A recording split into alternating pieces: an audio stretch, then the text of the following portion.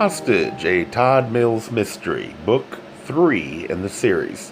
Arthur R.D. Zimmerman, publisher, Scribble Pub. Narrator, Eric Aust. Chapter 21. So, if he hadn't gotten it from Todd, then from whom?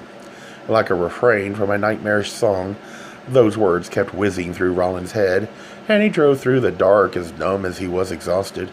It didn't make sense. It was incomprehensible. This death sentence he'd just been handed. Why in God's name couldn't it have been just a chronic sinus problem?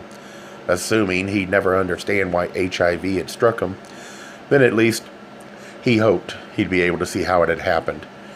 If not Todd, then his mind started flipping through his lovers. He saw faces of men with dark hair, broad shoulders, quick smiles. Okay, so he had a type, more dark than not, more easy than intense, more traditionally masculine than gender bender. No matter how sexy or gorgeous, however, none of them had touched his heart, not really, not at least until Todd, which was what made him different. Just the sight of Todd's smile always seemed to diffuse Rawlins, and that in turn relaxed him amazingly, which always had the wonderful end effect of arousing him. But now, whether or not he was HIV positive or had progressed into AIDS seemed irrelevant. The first meant more time, but was that time to loll about in despair and hopelessness? And the second meant the fire was already blazing, and the question was whether it could be controlled. For a brief moment he wondered if this was really possible. Then he stopped himself. Of course it was. Not simply because AIDS was what he'd always feared, as if it were the great punishment for being a homo. Some corner of himself was always sure he'd get it, but quite simply because it made perfect sense. The chronic sinus infection for one, the nagging sense of exhaustion he'd felt over the past months for two. So how long? How long had HIV been floating around in his body, nibbling away at his defenses? And how long did he have to live? And who the hell had given it to him? He believed Todd. Rawlins had seen the shock, the horror, when he told Todd what he'd learned at the doctor's today. He'd stared into Todd's eyes, knew that Todd was telling the truth, that Todd had a test, just as he told him before, and the result was negative. So Rawlins hadn't contracted the virus from Todd, and he prayed he hadn't passed it to Todd, for he couldn't bear that type of responsibility. So that really left only a few other possibilities. Who could have infected Rawlins? Didn't it? And of those possibilities, didn't it really mean only one guy? Sure, and he knew exactly who, the handsomest of them all. With the others, Rawlins had been no dummy, but with this one, he'd made one critical mistake. Simply, he'd had way too much to drink. End of story. Oh, shit, Rawlins thought, his eyes filling with tears. He was going to die because of 3 or 4 too many bourbons and sodas and a one-night stand.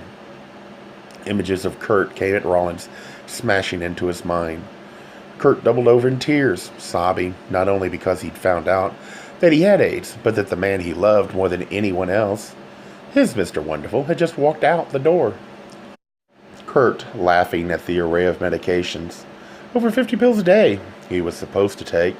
Kurt refusing mashed potatoes because the thrush in his mouth was so thick that even the blandest things tasted foul. Kurt blathering a string of nonsensical crap about changing the world. Rawlins saw all that in his mind's eye, and his own future scared the shit out of him. Why not a car crash? A house fire? Why AIDS? Rawlins drove around Lake Calhoun once, twice, as if circling his past. He went around and around the soggy but still frozen body of water. God, how many times had he biked, jogged, walked around this lake? How many times had he swum in it, canoed on it? He recalled that one magical 4th of July, when he and a couple of pals had swum out into the dark waters as fireworks exploded in the night sky, and accompanying music was broadcast over the lapping lake. Was there anything better? And then he was turning on a side street. It could be the absolute worst thing, perhaps entirely stupid, yet Rawlins knew he had to see him. Perhaps get mad, perhaps cry together, perhaps find solace. But if it had, indeed, Ben Matthew had infected Rawlins with HIV some 2 years ago, then there was no holding Rawlins back. Not now. Not tonight. Among other things, it would clarify Rawlins' true health status. He'd known for sure that he was HIV positive, only for doing it usually takes 8 to 10 years to progress into AIDS. Hadn't he once read that? As far as Rawlins knew, Matthew still lived just a couple of blocks east, right in Uptown. The small house that was it, nestled mid-block. Sure, Rawlins recalled 2 years ago going down to the Gay Times, that mega gay bar where boys danced for hours to throbbing beats, queens dragged in their finest boas, and lusty connections were made. That steamy summer night, Rawlins had drunk way more than he usually did and then ran into Matthew. And right then, that evening, the chemistry had been fury and fun. As some disco diva wailed away, they had groped their way through one dance, then stumbled out into the parking lot. But then Rawlins was faced with an incredibly complex question. Should he really do this? Go home with Matthew? In the end, the booze and the lust got the better of Rawlins' judgment, and he hopped in Matthew's car, and they drove south toward Uptown and Matthew's house, where they'd parked alongside the garage. As they had approached the rear of the house, Matthew tackled Rawlins, felling him in the grass and saying, "You are so incredibly sexy." Rawlins, knowing in his heart of hearts that he shouldn't be there, and he shouldn't be doing this because, after all, who in the world had a worse reputation than Matthew, had stared into that face and replied, "And you are so incredibly handsome. But I shouldn't be here. This is really stupid of me." "Oh, shut up," Matthew had laughed, rolled across the ground and right up to the back steps, where he reached under one of the stairs and snatched a shiny brass key. "Bingo! This is the key to fun." Too many drinks, Rawlins thought now, staring up at the gray house. Otherwise, it wouldn't have happened. Rawlins wouldn't have gone home with Matthew. There would have been no pushing at the boundary of safe sex, and he'd be okay today. How fickle life was. Once he'd avoided being broadsided in his car by a mere second or two simply because he'd slowed to change the radio station. Otherwise, he certainly would have been killed years ago, before he'd been promoted to detective. He'd been involved in a backyard chase where the suspect had turned and fired directly on Rawlins. Had the bullet not struck his badge and deflected into his shoulder, Rawlins would certainly have taken one in the heart. But not now. No, avoiding this. A microscopic virus had burst from Matthew's body into Rawlins' being. The lights were off, but Rawlins didn't care. He'd heard Matthew was sick. He'd heard he wasn't all that far behind Kurt. So maybe Matthew was at his parents', or maybe he was in the hospital. Or maybe he was just asleep, lolling about in night sweats. It didn't matter. Rawlins got out of his car, followed the front walk up to the house, then continued around the left side. The backyard was a plain of brown frozen grass, the trees spindly and leafless, but it was funny how much he remembered. Back then, just 2 simple years ago, the grass and oaks had been lush with summer. They'd parked back there by the side of the garage, rolled right here, and recalled Rawlins moving toward the rear steps. Matthew had reached under here for a key. Now groping under the treads, Rawlins found it immediately. There was a nail, and on that nail hung a key. He took it in his palm, and even in the faint light from the alley, could tell the key was no longer bright and shiny. He shrugged. So much time. Then he climbed the back steps, inserted the key, unlocked the past, and entered Matthew's home. He stood in the kitchen and recalled the light in the hood above the stove. Walking through his memories, Rawlins now crossed the kitchen, fumbled for the switch, and flicked on the light over the gas burners. And yes, Matthew had gone straight for the sink, turned on the faucet full blast, and grabbed a glass. "What's some of the Mississippi's finest?" he'd asked. Rawlins had declined, just stood there watching as gorgeous Matthew chugged the water, a dribble of it curling down his chin, his throat, and disappearing into the hair poking from his t-shirt. And then they'd gone through that door. Rawlins now stepped over to the opening, proceeded through the dark and to a lamp at the edge of the living room, which he turned on, just as Matthew had done that night. That had more than likely begun the end of Rawlins' life, and then Rawlins was proceeding up the staircase. The stairs creaking just as they had back when Rawlins, one hand groping Matthew's ass, had eagerly followed him upward. That's right, he recalled. Up and into the bedroom. They hadn't even hesitated To bed, to bed. It was dark upstairs, too, and he stopped at the top, peered into the darkness. Just then he heard something, floorboards moaning under the weight of another step, and for the first time wondered if someone else was in fact home. If Matthew wasn't here, could there be a lover, a roommate? "Hello?" called out Rawlins. "Is someone here?"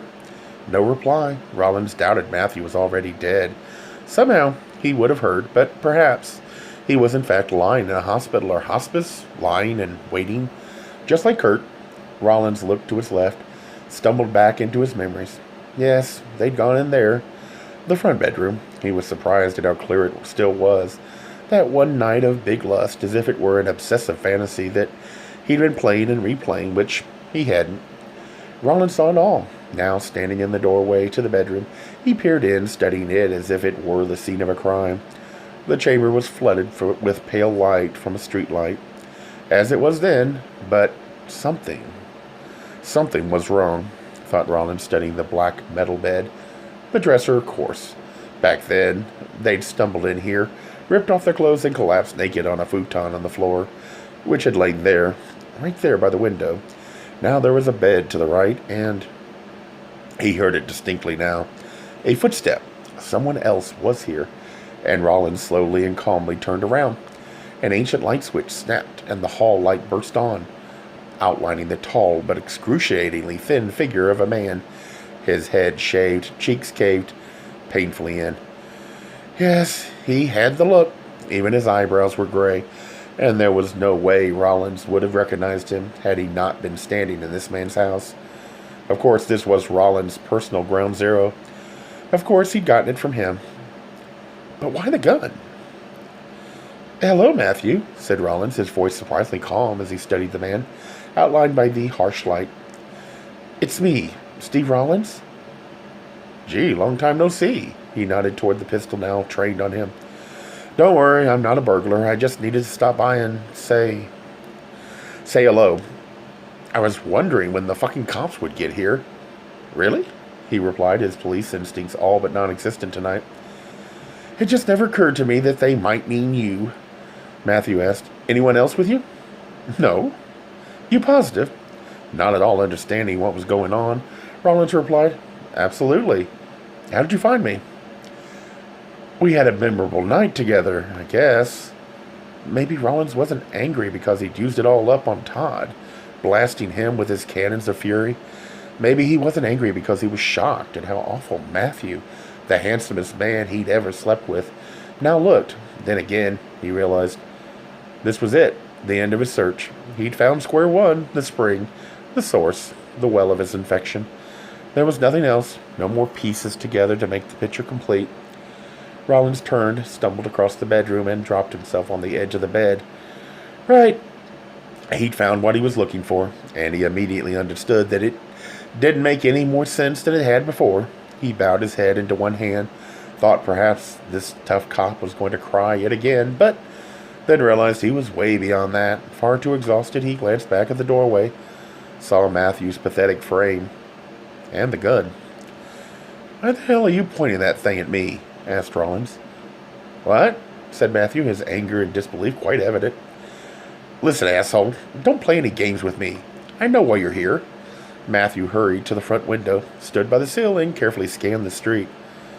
"There are probably a dozen cops out there, right?" I don't know what you're talking about." "Yeah, right." Rawlins looked up, not in the least bit angry, merely totally confused. "Don't you know why I'm here?" Rawlins stared at him, saw the perplexity in his face. "Remember that night we got so drunk?" Matthew was quite still, quite focused on Rawlins, clearly confused. He then ran his hand over his stubbly head, trying to understand what Rawlins was talking about, and then it struck him, and the smallest of smiles eased onto his face. "Oh, man. Oh, shit," Matthew finally said, lowering the gun. "You've got it, don't you?" Rawlins nodded. "When did you find out?" "Just today." His eyes began to bloom with moisture, and though he wasn't so sure why it was important, added, "After lunch." Rawlins then watched as Matthew leaned against the windowsill, staring out at the night and the street and the streetlight. He watched as Matthew's shoulders started shaking, as he clasped a hand over his mouth, as he completely lost it and gasped for air. But wait, realized Rawlins. This guy, this fellow queer, wasn't crying for Rawlins and his fate. Jesus Christ, you're laughing, aren't you? Laughing at me? Said Rawlins, as shocked as he was incredulous. What? What kind of sicko are you? With a huge grin spread across that skeletal face, Matthew turned to him. So you don't know, do you? Know what? Rawlins felt a surge of repugnance rise in his throat. How could he have ever been attracted to someone like this? Someone who could find humor in another's demise. This guy was disgusting. He was... Rawlins caught himself. If this guy was nearly as sick as Kurt had been, could he also be as nuts as Kurt was in his final days? Could that explain this grotesque scene? Rawlins asked, What the hell are you talking about? Let me guess, you haven't listened to the news all day, and you haven't been down to the police station either, right? Am I right? So? Wonderful, I love it, hooted Matthew. Here, I stopped home for some pills, and I thought you'd caught me. What the... That's exactly what the entire first month was like for me. I just wandered around in a fog after I found out. I didn't hear a thing about anybody else, and I didn't give a flying fuck either. I'm sure that as far as you're concerned, the only thing that happened in the entire friggin' universe is that you've seen your future and you've solved the biggest mystery of your own life. What I mean, of course, is that you found out exactly what millions of others would pay dearly to learn. Simply, you found out how you're going to die. Didn't you? Rawlins sat back down on the bed and suddenly felt himself shuddering. You're crazy. No, not at all. I just have a bigger vision, Matthew added. You're a bit late, but welcome to the party. It was then that Rawlins heard a voice, weak and shaky, calling out from some grave. He heard an angry voice, one determined to get even. Dear God, was that what this was all about? You did something today, didn't you? Asked Rawlins. Boy, oh boy, I'll say so. I came here tonight because in all probability I picked up HIV from you. Right in this very room. Right over there. Actually, where you used to have a futon. He closed his eyes, for he was just beginning to understand. But no wonder you thought I was here with a bunch of cops. No wonder you thought someone was after you. Matthew's eyes opened wide in amusement. Oh, do tell. Do tell. So you know something after all. I guess so, Rawlins nodded. You kidnapped someone, didn't you? In some restaurant downtown, right? Matthew gasped. Very good, Einstein. Now, how did you find that out? Did you hear a bit of something on the radio? No. Overhear someone gabbing at the doctor's office? No. Oh, of course not. How stupid of me. Your wonderful boyfriend, Mr. Television himself, confessed all. Actually, I wondered if your Mr. Wonderful recognized me. You know, I met him once, but of course, that was before I looked like this. No, Todd didn't say anything. Rawlins looked right at him. Actually, it was Kurt. Immediately, Rawlins understood that if there was anything that could have shocked Matthew, it was that. The other man's glee crashed into me in pieces, and again he raised the pistol. Oh, fuck, moaned Matthew. Don't tell me you've got direct dial to heaven, and don't tell me Kurt relayed all this via your Ouija board either. I won't, Rawlins thought back to all of Kurt's ramblings. But I will tell you I spent a fair amount of time taking care of Kurt just before he died. Oh, God damn it! So apparently he wasn't as nuts as I thought he was. I knew he was going to let it slip. I knew it. Why couldn't that queen have died about a month earlier? Matthew shook his head. Elliot has such a big fucking mouth. He's the one who told Kurt in the first place. We got this cool thing cooked up, Kurt, says Elliot. Man, it's so unbelievably hot. You gotta join us. We're all going to be so famous, dude. But of course, Duty Kurt wouldn't have anything to do with it. Shit. It's just like I told Elliot. Kurt was going to spill it all unless we didn't do something. Well, he did blab, that is. Rawlins thought back to Kurt's rantings, which Rawlins had dismissed at the time. Back then, they hadn't made any sense. Dribs and drabs of threats and conspiracies, sprinkled as he drifted in and out of dementia. Back then, they seemed more like the delirious plottings of a hideously ill man about to tumble from the precipice of life. So you really did it, said Rawlins, stitching together Kurt's mumblings. You kidnapped someone. You got it. Someone important. Quite a politician, Matthew grinned. Mr. Johnny Clarendon himself. After the events of the day, Rawlins was too numb to react. No shit. And now you're holding him hostage? Something like that. With a sigh, Matthew said, You probably know where we have him too, don't you? Rawlins thought for a moment. Probably. Then I regret to inform you, Mr. Rawlins, began Matthew, taking aim, that I'm either going to have to kill you or I'm going to have to take you with me as, shall we say, Mr. Hostage number 2. Well, you more or less have already taken care of the first option, his years of professional training defeated by today's medical report. Rawlins passively pushed himself to his feet. So, is it safe to assume you're going to insist on driving again? Gay Mysteries audiobooks. I think it is easy to hate a label, but a face humanizes the word. So this effort is twofold. To offer comfort to those like myself that your world didn't end because you don't fit into the view of acceptable society on both sides. And in hopes of helping those with family that are LGBTQ, that it doesn't mean we are aliens from the child they once knew. Reassure them so they can maybe be supportive at the same time, being true to their values.